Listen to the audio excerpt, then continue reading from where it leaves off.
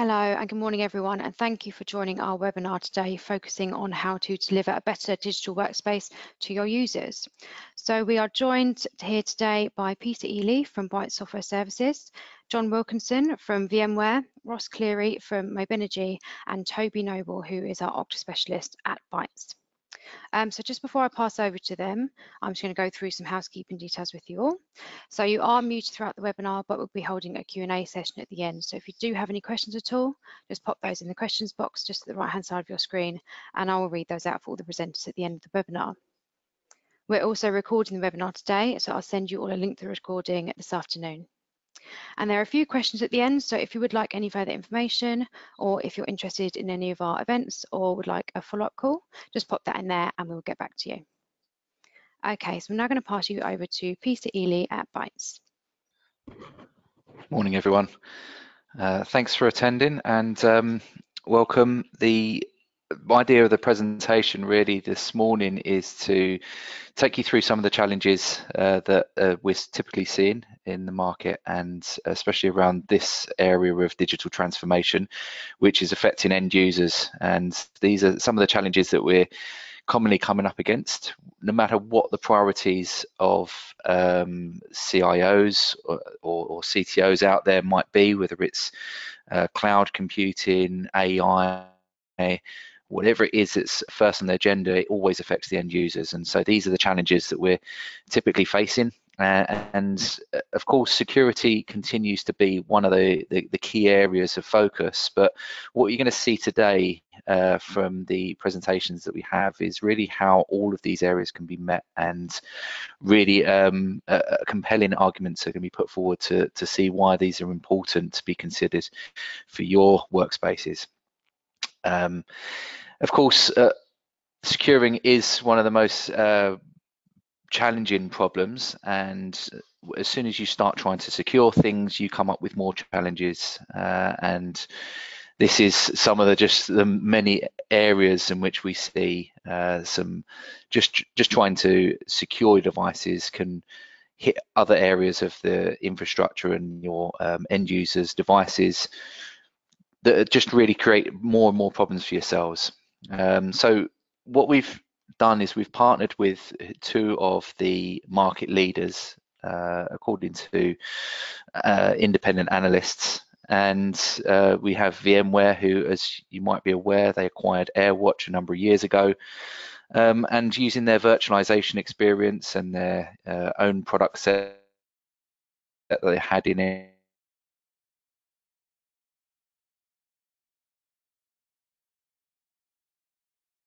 end user computing, have brought together a very good in this partnership with Okta, who also are market leaders for access management. It's a very combined is a very good technology solution. So we'll be able to hear from both of those today, and that's going to be something we'll be able to find out more about. From our point of view, what we're seeing is driving the workspace evolution is the fact that Windows 7 to Windows 10 is still an issue for many organizations. There's many legacy applications that are still trying to support both platforms.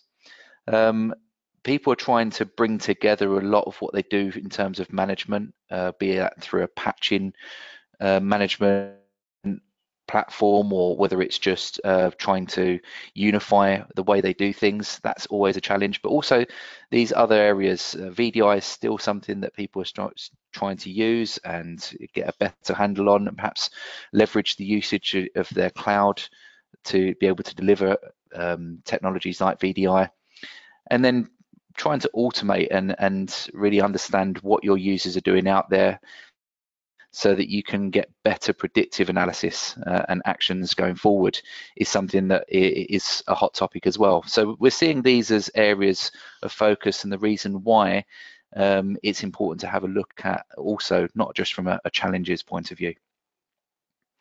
What are the vendors doing out there? Well, all the top vendors are looking at this new modern management way of doing things, how they can kind of unify things and bring it all together. Security and privacy continues to be hot on everyone's lips, and one of the most important areas of focus is the user experience. just by, like we said before, changing anything to make a change that perhaps could make a change to the security functionality of a device has a massive impact at times on the user experience. So what we want to really show you today is how these technologies can overcome these challenges.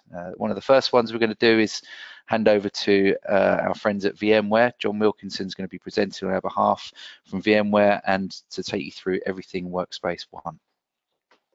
Okay, Amy, can you just confirm you can hear me and see my screen? Yes, we can. Thanks, John. Okay. So hi, everybody. Thanks for joining me today. Just by way of brief introduction, my name is John Wilkinson. I work for VMware. I've worked here for 5 years now. My role at the moment is as an EUC Senior Specialist SE, but I've previously had some experience in professional services and deploying some of these solutions that we're going to be looking at today. So very briefly, just to reinforce what Peter was saying, this product we've got is actually a platform, Workspace ONE, and it encompasses, primarily addresses the end user experience is our key watchword. So what I want to do quite quickly up front here is just discuss some of the typical challenges you have with traditional PC lifecycle management and what our vision is for moving from this to hopefully a much better experience for your end users. So you can see from this first slide here then, this kind of is a bit of the old way of doing things, right? So under this scenario, our users used to come to us and ask us for things. They see us as IT as a methodology of slowing things down, not being able to give us what we need to be productive for our businesses. So we end up with this business of, you know, I want to, the people within IT have given me a nice lockdown, secure platform, and that works well. But if I'm a person sitting here and I need to have something new or something new has come onto the market, what I need to do here is I need to go and ask IT for it, and I say to IT, I've got something new, it's going to help me be more productive. Can you facilitate this? And the perception is actually that IT will actually limit that choice and say, no, we can't do that because currently I'm providing you with an image, it's quite locked down, it's quite secure. If I have to add things into that, it's going to be quite difficult for me to do that. It's going to take some time, I need to test it, etc., etc. So the journey going forward on that, what actually happens is that these people tend to go off on their own and they create these shadow IT areas. And that means that effectively they're going to get the applications themselves from other sources and not from IT. And when they do that, they get themselves bogged down into areas whereby, if you see the far right of that, it's saying help IT was stuck. So they've implemented something themselves to make themselves more productive. But ultimately, they've got stuck in the weeds with it. They go back to IT to help, and IT turn around and they say, I'm sorry, we can't help that because we never supported that in the first place, right? So it becomes quite difficult. In addition to this, obviously a lot of businesses today are implementing cloud strategies. So what about the stuff that doesn't sit within our remit? So we've got our users used to coming into a fixed location. You typically implement your security by implementing a DMZ and putting a firewall there. And that all works great for that lockdown model. But when you're implementing cloud strategies, you've then got no control of that, right? So it becomes difficult to adopt that. So that type of model at the moment then, at the top left there, you see it's unsustainable. We can't carry on doing this because the rate of apps coming up these days is coming at an astonishing speed. So we need to try and keep up with this, and it's quite difficult to do that. So what we want you to do is we want to get you away from that. Here's a laptop that's been locked down and you're pushing that out to your users and it's quite fixed and rigid, to a methodology whereby the user's in charge and the user's actually pulling the information they need and the applications they need, and adopting this ideology around the whole user experience and them managing it themselves. So the only challenge we've got to do here is to make sure that we can secure whatever we give them, but we want to make sure that we give them a wide choice on the type of applications available to them to make them productive. So at the top of that ring there, you can see where, in order to do that, how do we do this? Well, we want to make sure that users are not continually signing into different systems with usernames and passwords and have to remember many of these. So we adopt this single sign-on strategy, whereby the user will be able to sign in once but have access to all of the resources without being asked for passwords. We want to present them with a catalog that kind of looks and feels a bit like an iPhone or an Android device, right? We want to just give them applications in a unified catalog and allow them to choose which applications they want to run. And all we're going to do is wrap a framework around that to make sure that that's secure. We want to make sure from any device, that we can get the user the same experience no matter which device they choose, pre-configured out of the box, right? So we're going to enroll these devices, but it can be any device. We want to make sure we try and get the user a similar experience across the whole range of devices available to them. And ultimately free to run Windows anywhere. So we want to make sure that whether this is domain joined on premise, whether it's Azure AD, whether it's a workgroup PC that just bought off the shelf out of PC world, that they can get the same experience across all of those devices to move them from this old way into the new way. And then hopefully by the time we get to the end of this, this is the harmonious type of environment we're looking at getting to, right? So where instead of you being seen as a blocker as IT, you're now being seen as a trusted partner. So instead of the users coming to you and having to ask you for additional things, you've already done all of that up front and given that to them in the catalog, plus more. So that you're not holding them back. The users can be more productive and they can carry on working the way you want them to work. And ultimately that's it from left to right. So hopefully some of those bits there that I've just discussed are quite familiar to you, and what we're hoping for is to get to this right-hand side of the screen here where we get to this platform. And our answer to that is Workspace ONE, right? So what we're deliberately trying to do here, our tagline is this is consumer simple platform, but we need to make sure this enterprise secure, right? So there's usually a fine balance between both of these, but we think we've got a very good platform here that has a mix of both. What does Workspace ONE do? Okay, so effectively what we're saying is we can run any app on any device on any network. Okay, and that's quite a big thing to say, but it's actually quite true. So if we look at what we're doing, from an OS and device type perspective, we can provide unified management across many different platforms. So we can cater for best-in-class support for iOS. We've got Android. We can do Windows 10, and that's not just MDM, but complete lifecycle management for policies, patches, security, and software distribution. We've got Mac OS. We can manage those. We can manage Chrome and any other device that's sort of IoT, rugged, wearables, etc. So we can cover pretty much every single platform here now. This is quite an important thing because not many other manufacturers can do this. There are usually many different tools that are adopted by different customers that we see, but different silos of management. But what we're saying here is our platform can do all of these on the same platform. From an application perspective, okay, so Peter mentioned VDI, but that covers the bottom section there. So we can do virtualized management. We can put into this catalog virtual desktops. We can put published applications, whether they be Citrix or whether they be Horizon based. But in addition to that, users are using a lot more public facing SaaS apps, right? So we can do SaaS apps, public mobile apps, internal apps, everything that's possible out there. We can aggregate all of those into this single catalog.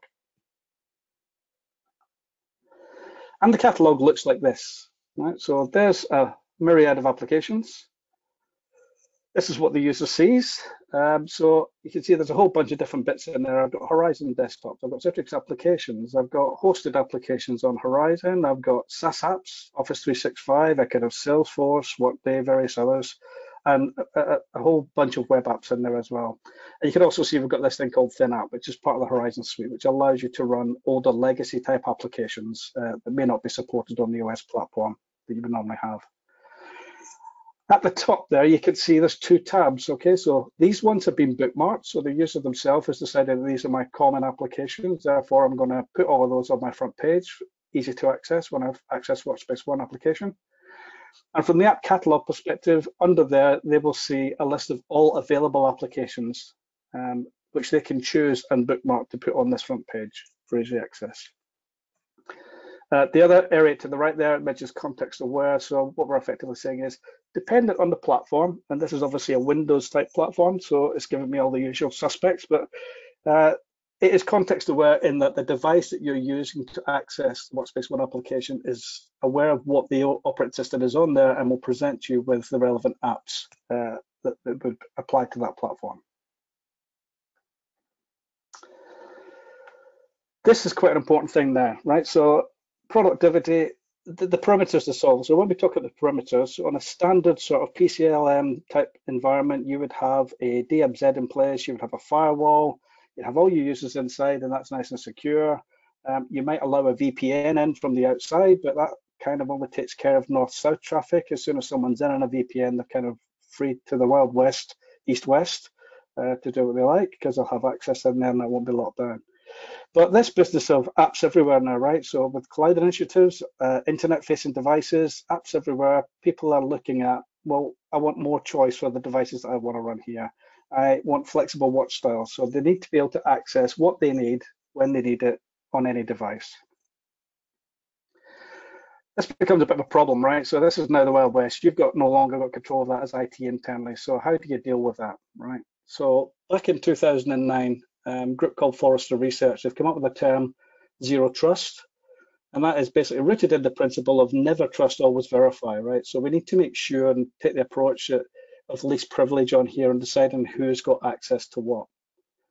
So to the left there, Forrester have come up with these 5 core principles. So ensure all data and resources are accessed securely based on location. And again, at the bottom here, I'll just put these in, I'll pop these in and just explain through them how we address those, right? So these 5 areas need to be covered. So accessing all data and resources securely based on location, right? So with our unified endpoint management and IDM or Workspace ONE access as it's now known, we can ensure ourselves that we can only secure OSs that are accessing data and only from secure apps and locations, right? So specifically nail down and what users need access to and lock that down tightly. We need to make sure we adopt that least privileged access strategy and restrict and enforce access controls.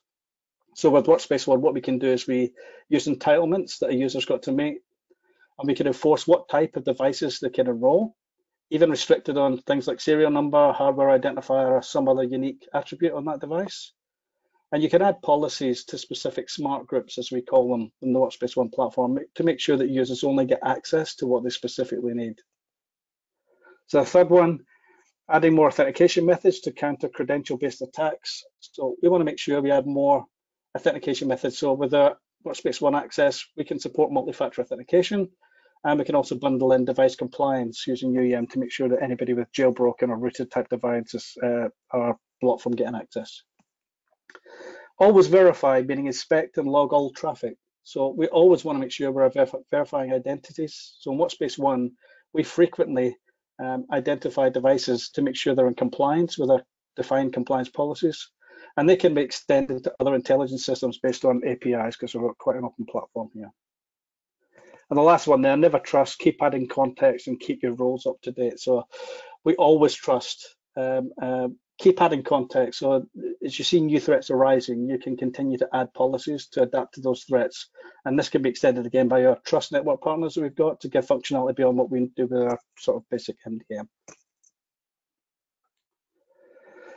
And it's not just within the Workspace ONE platform, right? So I guess across here, this is the Workspace ONE piece. Device management, we can do that with UEM, secure applications, identity and access, we control our perimeter security with unified access gateways. But effectively to the right here, something to bear in mind is we adopt zero trust across all of our VMware products. So on the right-hand side, if you think about that use case of someone coming in from a VPN, we want to make sure they can't get across different areas when they're inside the network. So we've got our NSX technology, which allows us to do microsegmentation and effectively firewall every VM off from each other, if that's what we want to do. And then at the host level for ESXi, we've got something called app defense, which again, lets us look at whether there's anomalous behavior going on with a virtual machine. And we also take a zero trust approach to that if required. So conditional access then. Right, so once we've given the user this catalog and we've given them all the applications they require access to, we want to make sure that for every application, we put a framework around that to control the access to it. And again, that's what it kind of looks like from our perspective.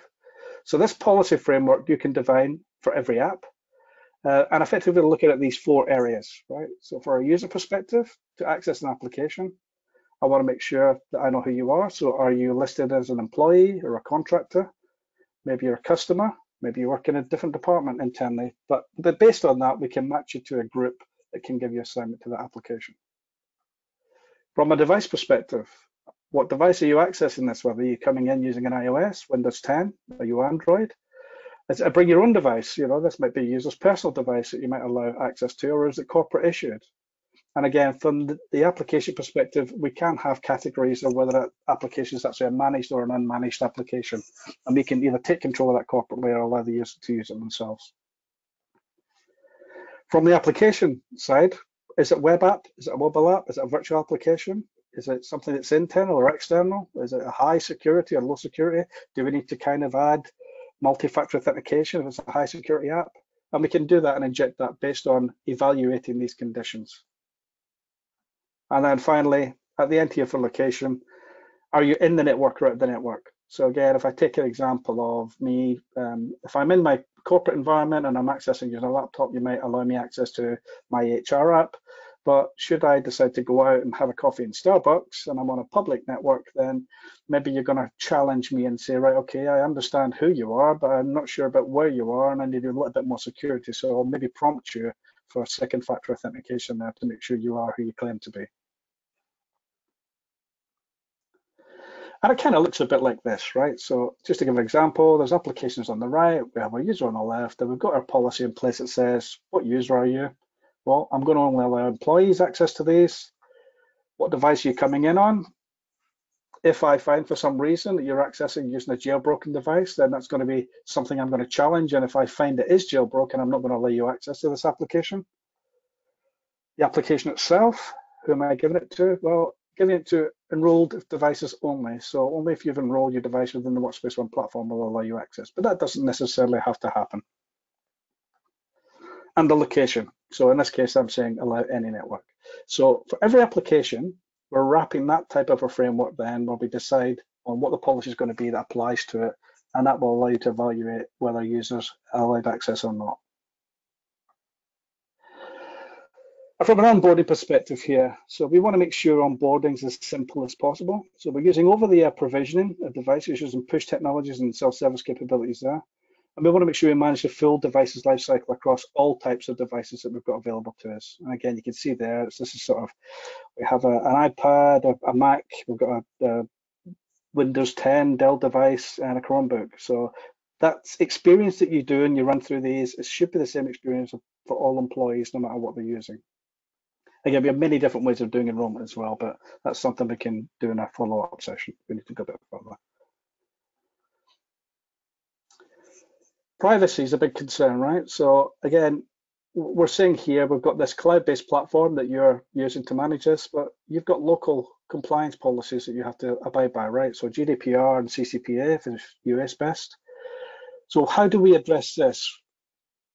Well, what we've actually got is we don't have a flat file system where everything just enrolls into one bucket. This is a multi-tenant solution, and it allows us to adopt that type of multi-country, multi-region type deployment that does comply with local policies. So you can have this hierarchical approach. You can roll devices into any level of those and have them managed by the local teams. So we don't have any crossover legalities that we're going to be breaching by combining these all into one platform. Role-based access. So roles are quite important. We want to make sure we understand they've got plenty of roles out there, and we want to make sure that we can access what they need to access without breaching any other type of policies. So if you look at the help desk one on the left, we want to make sure that they can look at devices and inventory, but we want to make sure they don't change any policies, alter compliance or any application configurations. Whereas the app team, we will allow them to do the app configurations and distribute and test apps, but we don't want them to change policies, compliance or security configurations. And then moving on to the finance team, allow them to look at device inventory and app licenses, but do not change anything effectively. So we can build this picture up whereby we've got regional policy compliant teams working on the same platform, but have access only to their relevant information and policies that they deploy.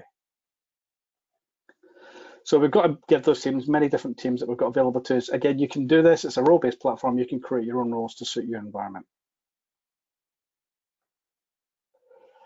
Okay, so we've got this thing now where we've got a bunch of applications, we've enrolled a load of devices of different types. What do we want to do with that data? Well, we're taking this to the next step, right? Our Workspace ONE includes the intelligence platform as well. And what that allows us to do is bubble up all that rich information we've got about the devices we've enrolled and what the users are doing from an identity perspective, what they're doing with their applications. and put all of these into our intelligence platform. Again, this is another cloud platform. And what we're looking at doing here is aggregating all that information in. We're going to correlate it. We'll get some insights into what the user's doing and what the whole experience looks like. And then at the back end of that, we're going to automate some different parts if we wish to do so. So ultimately, the 4 bits on the right are what the outputs are. So we can create our own personal dashboards based on anything to do with either users or the devices they're operating on. We can create reports. We can generate actions, and we can give the users notifications. So this is quite important as well. If you find that users are not doing what you kind of expect them to do, then you can gently guide them, shall we say, to the error of their ways and maybe give them advice on what they should be doing instead. And again, this is all reinforced on the left-hand side here by this trust network we've got. So you may have read that we've got, we're in the process of acquiring Carbon Black, but we've got many other trust partners, and they can provide much richer information, shall we say, and let's look at threat detection in a bit more details, and we can aggregate that into our Workspace ONE intelligence platform as well and act on decisions for that. So one of the ones I want to point out here is that second one down on the left-hand side of the ingestion piece about common vulnerabilities and exposures. So this is quite important, right? What we'd like to do with this is take a feed from the National Vulnerability Database or the CVE database, which is public-facing. So again, this is a community-led piece which effectively identifies all the OS vulnerabilities and publishes them. So we want to take that in and we want to be able to look at it and say, well, what is a serious vulnerability? What would be critical? If we do that, can we detect it and put it into intelligence? Yeah, well, we can. And then at the back of that, instead of the IT having to act on it directly, we can trigger an automated patch deployment based off that by using workflows, and then put us back to a safe state. And then again, we do this continuous monitoring to give us the ability to remediate when required. So I don't know if any of you are aware of this or have heard the phrase the 7 monkeys, right? So this is something that came out last month, actually. So the 7 monkeys are effectively 7 vulnerabilities that were being identified here.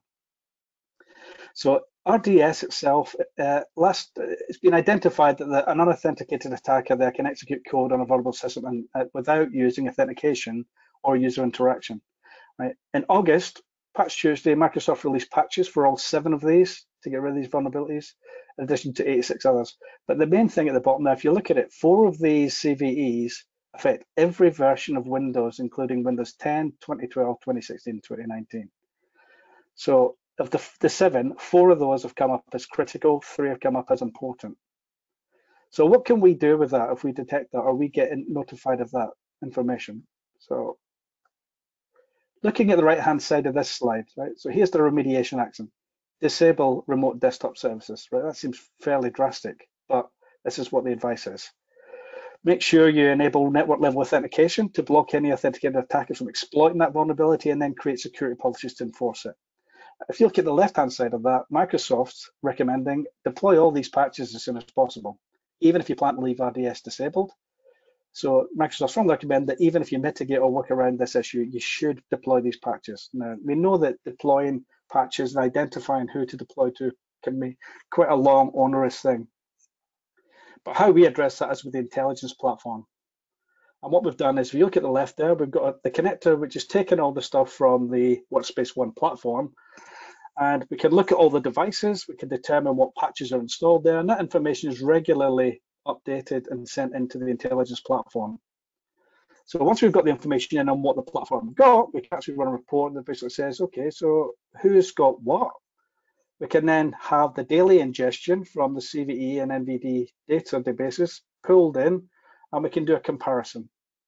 And again, if we look at this, what we can then do is, based on correlating those CVEs and what's called a risk score, we can deploy each KB automatically out to the target platform and update as an automation as opposed to being a manual process.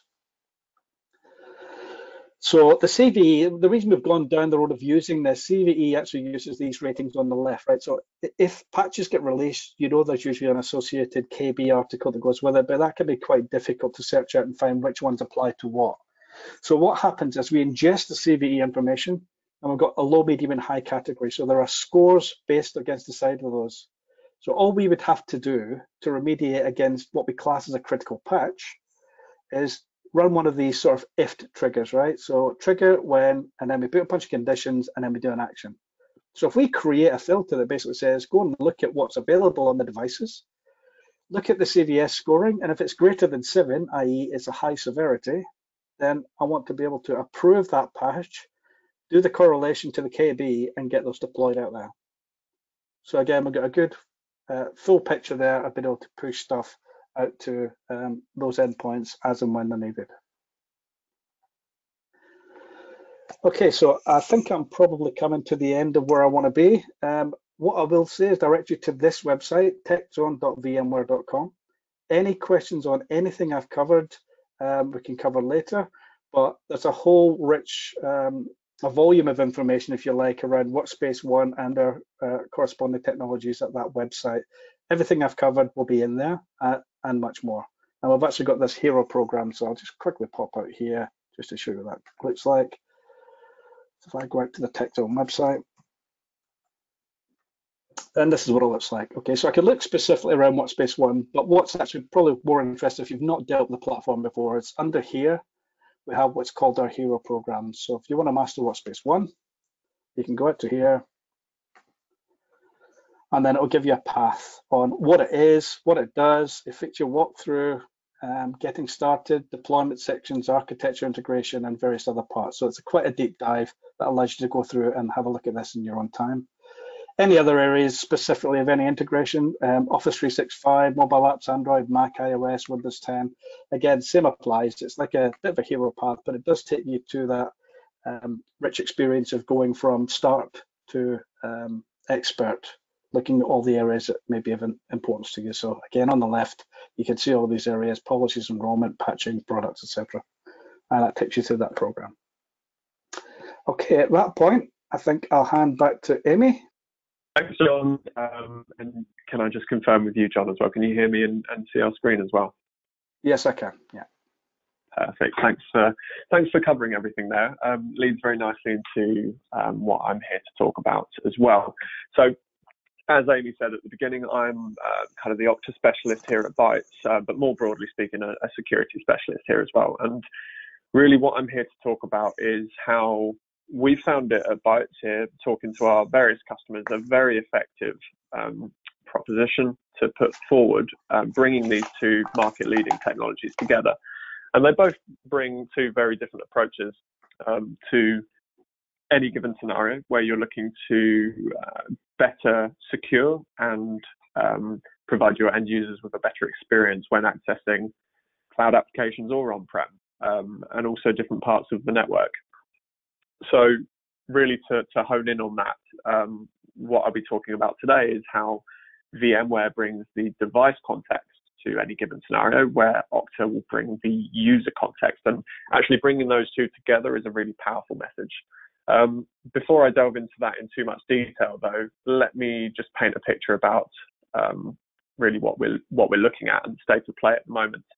So this is an example of what your infrastructure may well look like. Now, we obviously have at the top there different parts of the network, whether that's different areas of your infrastructure, the various applications you use on a day-to-day basis, whether cloud-based or indeed on-prem, and the APIs that you may have to your applications as well, whether that is internal, private, or if that's public-facing as well. And on top of that, at the bottom there, you've got not just your employees trying to access these applications, but you've also got, of course, your admins. You may well have contractors that you allow, whether it's Office 365 licenses or whatever else it may be that they need access to, as well as your partners. And you may well have customer portals as well that require access to your applications. What that results in is that we can no longer assume trust based on credentials alone. It's just not enough anymore, because the perimeter has moved. Essentially, it's not within your organization anymore. It is with your end users and wherever they are choosing to sign in from. This is where bringing VMware and Okta together provides a fantastic amount of context behind that, and contextual access and contextual analysis to what your end users are trying to do, where they're trying to do it from, and what their trying to achieve. So to delve into that in a bit more detail, looking at these two technologies, as I said before, Okta at the top there providing the user context. That might be what group are they a part of? Are they part of the finance team? Are they in marketing or sales? Where are they trying to sign in from? That geolocation that John spoke about before, also part of Okta. Where are they signing in from an IP perspective? Is it a known IP? Is it a blacklist? Is it a whitelist IP? Are they signing in from the corporate network or one of our remote offices or not? And also, what applications do they have entitlements to? And that can be drilled down to any of the various Microsoft suites, the Office suites. It could be Workday for HR or Salesforce or any other application. Then, of course, you've got, as John was just speaking about, VMware bringing the device context and everything that brings, which I won't go into too much detail now because John covered it off very thoroughly. Now, bringing these two types of context together allows us to allow access to your end users in a contextual manner by them prompting them for MFA if it's needed, and simply allowing them or denying them access to what they're trying to get into. Now, if we drill into that in a bit more detail on the device side of things, you could, if you choose, use this to provide your end users with a passwordless experience to gain access to the applications they need. Now, what this may look like is if it's a managed device, if we're familiar with this device, we own it, we manage it, it is compliant and well secured by our technologies, then great, we've got nothing else to worry about. And that device has the capability to take a fingerprint, for example. Now, with those capabilities and that context all added together, we can provide that end user with a passwordless experience by simply getting them to touch the fingerprint scanner and get one-touch access. Passwords removed from that equation altogether. Some companies are more comfortable with that idea than others. Not everyone's ready for that, of course, but this is just showing you the art of the possible today, I suppose. And then if we look at the user side of things, let's say you are trying to access your corporate applications from your personal laptop or maybe your personal mobile device. It's not a managed device. We haven't seen this before. We don't know necessarily if it's entirely secure, but the point is it's an unmanaged device. However, with the user context that Okta brings, we can see it's a user we're familiar with. They're part of the sales team or the finance team. They're signing in from this country. That's completely normal. And all these other parts of the context that paint a picture that say to us, actually, yes, this is okay. We know this person. In that instance, because it's an unmanaged device, we're, of course, not going to trust any authentication that's based on that device. So actually, we're going to choose to push a notification to that user's mobile, which is a device we trust. And from there, they can allow themselves access to the applications they need.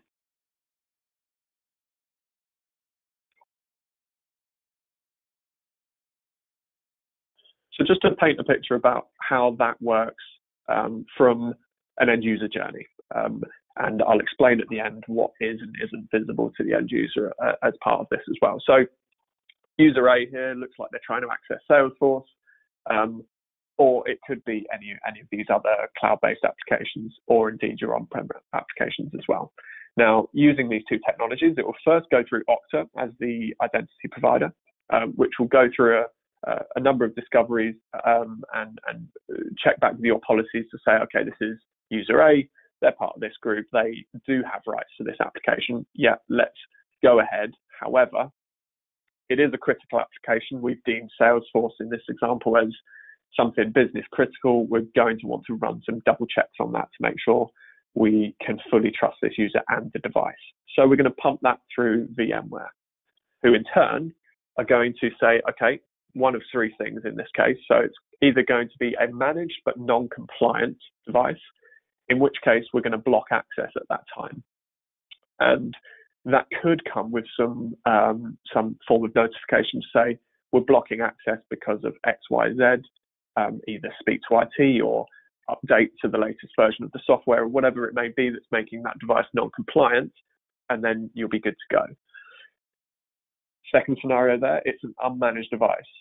So it's not to say we're going to completely block your access here, but we are going to ensure that it is managed in the future. So we're going to want you to enroll your device from there on, and then you can gain access. The last scenario there is that it is a device we manage, we're familiar with this user, everything's okay. Let's pump that back through Okta to say, yeah, VMware's given it the green light, we're all good to go. Okta then, as the IDP, pushes that authentication back to the application that they're trying to access, says, yes, this user's authenticated, we can certify they are a known user, and the user has access to their application. Now, most of that, if I'm honest, is invisible to the end user. All the end user would see there is they're trying to access their application and they've been given access. It is as simple as that to the end user. But you've actually got all of this going on in the background to ensure that everything is A-OK, everything has been done correctly, and the user and the device are both trusted. Now, just to summarize that, that's one of a number of different use cases that we're seeing here at Bytes and the conversations we're having with our customers. So we've just talked in a bit of detail there around that top use case, the zero trust security model, which John also touched on. But essentially, there are a number of other use cases. A couple of here are mentioned here. One of which is, for example, that second one, providing a seamless onboarding experience for your users. Now, this is touching on a different side of Okta and indeed VMware, and it's really focusing in on the joiners, movers, leavers process within your organization. So, for example, if you have a new starter, what does that process look like? How much of that is a manual process for you at the moment? And actually, by using these two technologies, how much of that can we automate? So, for example, you have a new starter and Okta will take care of their identity. It will take care of the applications they need access to. And that can even go to the automation of provisioning licenses for Office 365 or Salesforce or Workday or whatever may be the case. And of course, VMware will take care of the device side of that onboarding process. So setting them up on the laptop, making sure that's all ready to go.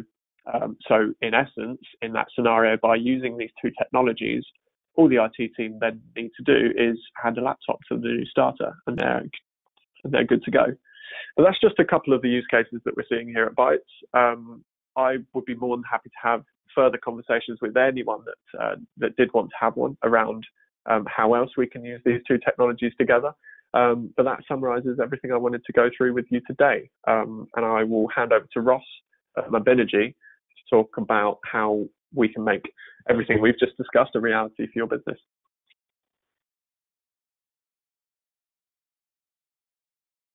Great, thanks, Toby. Amy, can you confirm you can see the screen and the audio is okay? Hi, Ross. Yep, it's all good this side. Great, excellent. Thank you very much. So, good morning, everybody. Great, thank you. So, good morning, everybody. My name is Ross Cleary. I'm the Operations Director here at Mobinergy. Mobinergy, we're a professional services organisation, and we provide digital workspace experience support and professional services alongside Bytes. So today I'm just going to go through who we are and what we do. So this is actually the team in Mobinergy. A lot of green there, just one of the events we went to last year, which was VMworld. Today we are based across Europe. We have offices in UK, France and Germany. Mobinergy is set up as a professional organisation for just over 3 years now. Numbers have slightly changed there, but 25 consultants and engineers based across EMEA. We are VMware certified instructors and also Okta certified. So when we talk about Workspace ONE and exactly what Toby and John went over, we are certified to the highest level on both of those. So we deliver both the Workspace ONE experience, the UEM experience, as well as the Okta experience. Some of the technologies and services that we can provide alongside Bytes are just from the initial consultation. So if you don't yet have or gone down that digital workspace journey that John and Toby were talking about, we can come in and talk to you about, you know, what your success criteria looks like, what the design and consulting piece looks like over the deployment and the integration. And when we talk about the integration, I'm talking about the integration into Okta as well, and also the BAU training and support of that UEM and the identity access management going forward from there. So I'm going to go through just a couple of examples of the services we do provide with Bytes, just go into a little bit of detail of each one of those. So one of those pieces that at the moment we find that's quite useful for, this is more targeted for existing customers of AirWatch or Workspace ONE. As you're aware, it originally was called AirWatch, and then when VMware did the acquisition, it was renamed to Digital Workspace or Workspace ONE. We provide one of our services is a health check. So what we do is we do a full audit of the instance of Workspace ONE, and the output of that is a document-based of recommendations and corrective actions for that. And typically, what it also identifies is if your customer is on the right licensing model, you know, do you need any further training or support on that? And typically this is targeted for existing customers of AirWatch or Workspace ONE, and if they're looking to either move away from on-premise or shared SaaS or each way round, we can talk about that as well. What we also provide is administrator training. Quite a few customers that we've seen are originally AirWatch customers, and they have difficulties managing or certainly utilizing all the options and features within Workspace ONE. So we provide certified training for any customers. That's again anywhere, and we do different levels of that. So it can be anything from just a couple of days right up to a full workshop for 8, 9, 10, 12 people based around Workspace ONE. Also then we talk about after and the BAU support model. We provide support contracts with Bytes just to go from anything from incident based to fully supported, from level 1 to level 3 of Workspace ONE experts. And again, that's really existing customers of Workspace ONE, or if you're looking to go through that digital workspace journey, we can talk to you about all the different support options that we can provide you on top of the license model. And following on from John and Toby's presentation, we alongside Bytes are also VMware and Okta partners, so we are skilled in both. So if we had the best in identity management as well as the best in unified endpoint management, it gives you that true enterprise secure experience and exactly what you need in with Workspace ONE, integration into Office 365 or Azure, whatever that situation. And I know Toby went through a couple of scenarios there, and we can cover any of those. And we can also talk to you about our experience in our business. Our consultants typically have a minimum of 4 or 5 years experience in UEM or MDM, as it used to be called. And one of the solutions we do actually provide is a migration solution. We find that one of the stumbling blocks out there at the moment with mobility is that if we've got an existing customer that is on an existing UEM and they'd like to move over to Workspace ONE, that's usually quite a large amount of cost in regards to logistics of devices and actually resource time. So we actually have a solution called Exodus, and that is it's a seamless migration that can be done over the air. Today at the moment we can do migrations for devices from Intune, Workspace ONE and Mobile Line to Workspace ONE. So if that is something that anybody is interested in or looking away from to move to Workspace ONE, please get in touch with the Bytes team and we can discuss that further. Even if I've had quite a few that are existing Workspace ONE customers that are on-premise legacy, and obviously we're fully aware that a lot of things are moving to the cloud. We can even talk about that moving into a shared SaaS environment or a dedicated SaaS environment within VMware.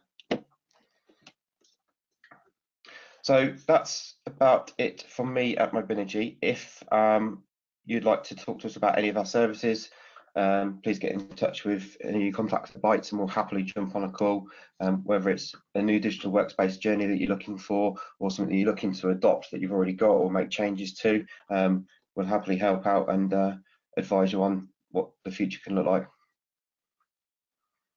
Thank you. Thanks, Ross, and also thanks, John and Toby, for your presentations. Also, just to wrap up this webinar, I just want to make you aware of an upcoming event on the October the 10th.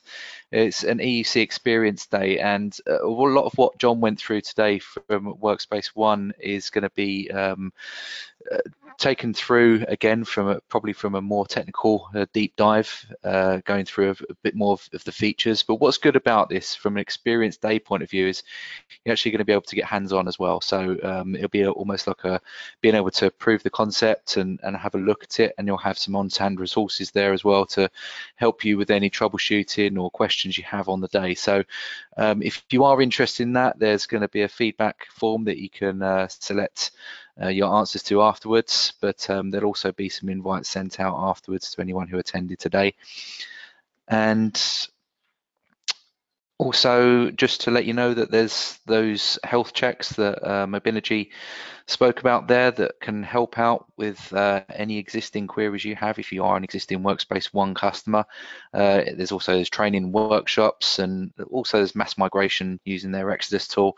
If you're interested in any of that, we can obviously get in touch. We can help out with any of those queries. But for now, that kind of wraps up the webinar. And if there are any questions, oh, the last page is just to make you aware of some of the other services that we also do at Bytes. We're not just EUC focused. We have a whole range of other services that we can offer out to you. So just my bosses would not let me leave without telling you this.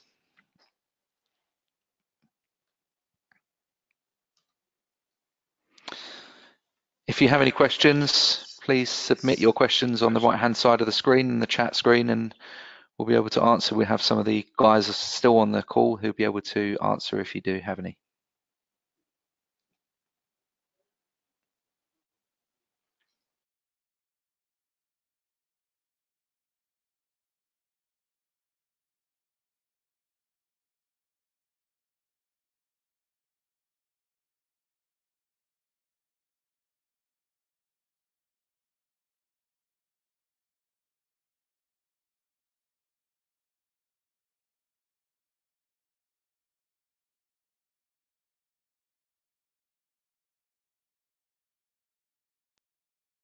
Brilliant, thanks, Pete. So if you do have any questions at all, there is a questions tab just on the right-hand side of your screen. Just pop that in there and we'll get back to you. Someone's asked if we'll email the link to the recording. Yes, I will send it out this afternoon.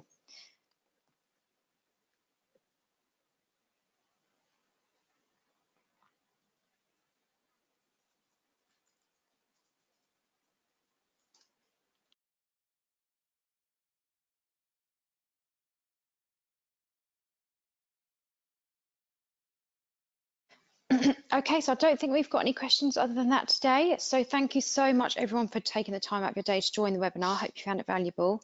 And thank you to all the presenters as well for presenting on the webinar today.